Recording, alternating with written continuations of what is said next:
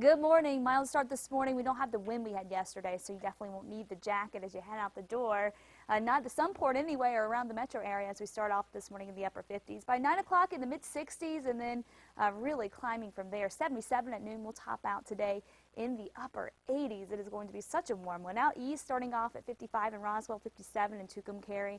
Up in Los Alamos, 54 degrees, and skies are mainly clear this morning. We'll watch for a few mountain storms this afternoon, and then much better rain chances are on the way, along with a big cool down. We'll have the details on that coming up. Moths are on the attack this morning. Here's your news blitz. You've probably seen these guys flying all around town, and in less than a minute, News 13's David Romero tells us why moths are invading New Mexico. A baby boy left at a fire station in Albuquerque is still doing well, but a friend of his mother who abandoned him says it could have all been different. That story in 3 minutes. An infamous murder case here in Albuquerque is about to be reenacted on national TV, but in 4 minutes, find out why not everyone is happy about this. And a high-paid city worker in Albuquerque may get the boot. It's all over what detectives say he is doing on the clock. We'll give you the details in about 5 minutes. Well, they are annoying, and they are not going away anytime soon. Of course, we're talking about moths. We've been getting calls and emails about what some people are calling moth-ageddon. So we had News 13's David Romero call up some bug experts to see what we can do about them. So David's live in northeast Albuquerque with more. David, are there moths around you right now? I'm thinking that the lights might attract them.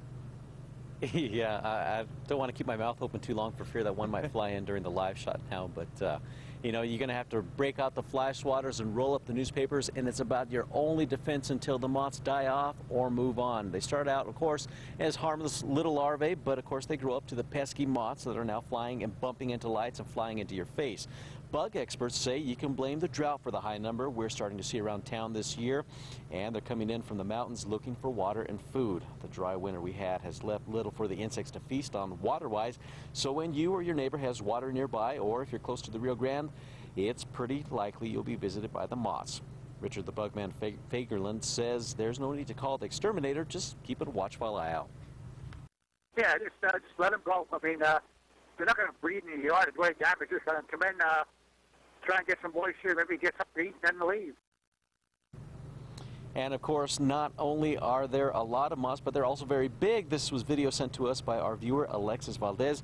She says moths have taken over her backyard, and about the only relief we're going to see from this, or the only thing that's going to make them go away, is, of course, the rain. Matt, back to you. All right, thank you, Dave. We are hoping for rain. Kristen said maybe a chance of it later on this week. By the way, the Bugman says all of these moths, they'll probably disappear around June, but if the summer season is a dry one, we might see them in droves again come this fall. Hope not.